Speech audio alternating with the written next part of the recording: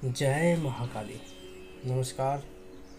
स्वागत है आप लोगों का मेरे इस चैनल त्रिकालदर्शी में।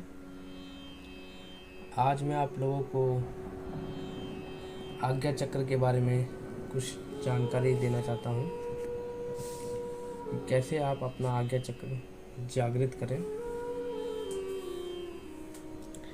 ऐसे तो बहुत सारी विधियाँ हैं आज्ञा चक्र को जागृत करने के लिए, लेकिन मेरे खुद के अनुभव से मैं आपको बताऊंगा कि किस तरीके से आप अपने आज्ञा चक्र को जागृत कर सकते हैं। आज्ञा चक्र जागृत करना यानी कि आपको बहुत सारी बातों का ज्ञान हो जाएगा और आप पे जो है देवताओं की जो है शक्ति आपसे बात करेंगी और आप पे जो है उनका जो नियंत्रण होगा। सबसे पहले तो मैं आपको बता दूं कि आज्ञा चक्र जागृत करने के लिए पहले आपको सालों साधना करनी होगी। ये कोई आम बात नहीं है कि आप आज्ञा चक्र को यूं ही हासिल कर देंगे। आज्ञा चक्र जागृत करने के लिए सबसे पहले कम से कम आपको 2.5 से 3 वर्ष तक साधना करनी होगी। 2.5 से 3 वर्ष तक आपको साधना करना बहुत ज़रूरी है, क्योंकि इसमें लंबे समय तक आपको ध्यान करना होता है। ध्यान किए बिना आप आज्ञा चक्र को जागृत नहीं कर सकते। वैसे तो आज्ञा चक्र आप किसी ऐसे व्यक्ति से भी जागृत करवा सकते हैं जिसका आज्ञा चक्र जागृत हो स्वयं। वो आपको और भी तरीकों से, जो कुछ गुप्त तरीके होते हैं, उससे जल्दी करवा सकते हैं, पर वो बहुत कम लोगों के पास जो है जानकारी होती है और वो बहुत ही गुप्त जानकारी होती है। उसके बारे में भी मैं आपको बता दूंगा, लेकिन सही तरीके से आज्ञा चक्र को जागृत करना बहुत ज़रूरी होता है, क्योंकि अगर आप आज्ञा चक्र को जागृत भी कर लेंगे तो ज़्यादा दिनों के लिए नहीं होगा, वो अचानक से बंद हो जाएगा। इसलिए सही तरीके से आपको सही साधना करके आज्ञा चक्र को जागृत करना होता है। इसके लिए आपको थोड़ा समय लगता है, साधनाएं करनी होती हैं। उसके बाद आप पाओगे कि आपके बाहों के बीच में एक छोटा सा सूरज दिखाई दे रहा है। जब आप किसी भी रोशनी में आप या मोबाइल का जो टॉर्च होता है वो जलाओगे, वो अपने फेस के सामने करोगे, चेहरे के सामने करके, आंखें बंद करके। पहले आंखें खोल के आपको उसको देखना है, फिर आंखें बंद कर देना है। ये टॉर्च की जो रोशनी है आपको सूर्य के समान अपनी अंतर्मन में दिखाई देगी। फिर आपको कुछ देर तक उसको देखना है और धीरे धीरे अपनी आँखों को खोल लेना है। फिर आप अनुभव करोगे कि वो जो सूरज था छोटा सा, वो आपको आँख खोलने के बाद भी दिखाई दे रहा है। आप धीरे धीरे जब प्रैक्टिस करोगे तो आपको दिखाई देने लगेगा। फिर आप आँख खोल करके उस सूरज को देख पाओगे। आँख खोल करके भी उस लाइट की टॉर्च को आप देख पाओगे।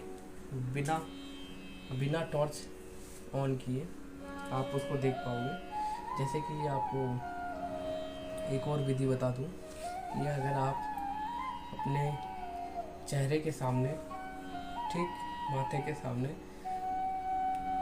एक दिया प्रज्वलित करके आप 10 मिनट तक आप उसको देखेंगे लगातार, तो आपकी आंखों से आंसू गिरने लगेंगे। आंसू गिरने के बाद जब आप आंखें बंद करोगे तो वह दिए की जो लौ है आपको अपने अंदर भी दिखाई देगी।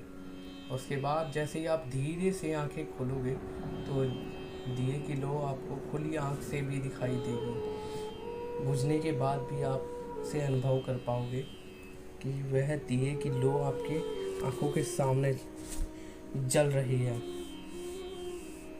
आप उस अनुभव को लेकर आप कभी भी चाहो, चाहे दिन में चाहे रात में, कभी भी आप उस अनुभव को अपने सामने देख सकते हो। आंख बंद करोगे तो आप ध्यान करोगे उसी दिए का कि वह दिया प्रज्वलित हो रखा है। उसके बाद जैसे आप आँख खोलोगे सामने आपको वह दिया जलता हुआ नजर आएगा। फिर वो धीरे धीरे धीरे जो है रोशनी बड़ी होती जाएगी, फिर वो अपना कलर चेंज करेगी, रंग बदलेगी, नीला, लाल, हरा। फिर उसके अंदर आपको कुछ अंदर गोल गोल गोल गोल घूमता हुआ नज़र आएगा। जैसे जैसे ये प्रक्रिया बढ़ती जाएगी वैसे वैसे वो जो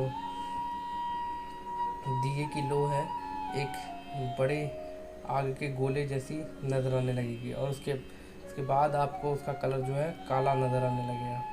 काला, बस किनारे किनारे पे आपको रंग नज़र आएगा, जो दिए का रंग, जो आग, जो रोशनी होती है, और बाकी आर और पार जो है आपको साफ दिखाई देने लगेगा।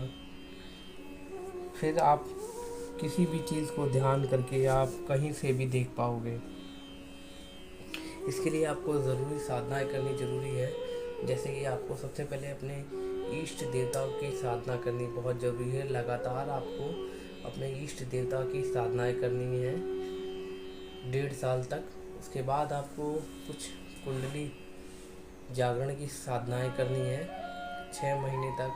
उसके बाद आपको जो है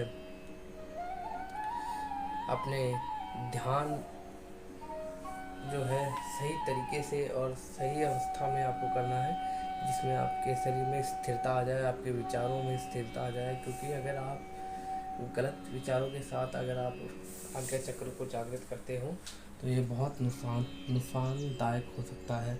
आगे जाके आपको इसका बहुत ही जो है गलत परिणाम भी मिल सकता है। इसलिए आज्ञा चक्र जागृत करने से पहले अपने मन को स्वच्छ कर ले, साफ कर ले, नियति साफ कर ले, स्थिरता लाए विचारों में, और सहनशीलता लाए। सहनशीलता बहुत ज़रूरी है विचारों में। एक तरीका ये भी होता है कि आप देवी देवताओं के द्वारा आज्ञा चक्र प्राप्त करें। देवी देवता, अगर कोई सवारी आपके ऊपर आती है, जैसे कि किसी माता की अगर आपको सवारी आती है या किसी देवी देवता की सवारी आती है, तो भी वह आपको जो है आज्ञा चक्र प्रदान कर सकते हैं। वह चक्र जो प्रदान वो करते हैं वह बहुत लंबे समय तक आपके साथ रहता है, और जो विधि हम बता रहे हैं इससे भी बहुत लंबे समय तक आपके साथ आज्ञा चक्र रहता है।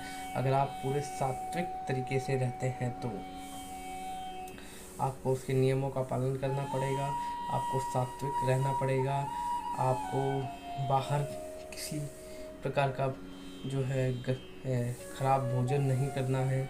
जैसे कि आप किसी के घर गए कहीं भी खा लिया, ऐसा नहीं करना है आपको। जो एक साधक होता है वो बहुत सारी बातों से परहेज करके चलता है, तो आपको परहेज बहुत ज़्यादा करना पड़ेगा, बहुत सारी बातों का आपको ध्यान रखना पड़ेगा, और आपको जो है अपने विचारों को एकदम शुद्ध रखना होगा, तब जाकर वह आज्ञा चक्र आपका जो है सही तरीके से कार्य करेगा। अन्यथा आप देखेंगे कि आपके साथ बहुत सारी दिक्कतों का जो है आपको सामना करना पड़ सकता है। कुछ बातें आप सोचेंगे तो वह बातें भी आपको सत्य होती नज़र आएंगी। यह सब जो है आज्ञा चक्र के जागृत होने से होता है।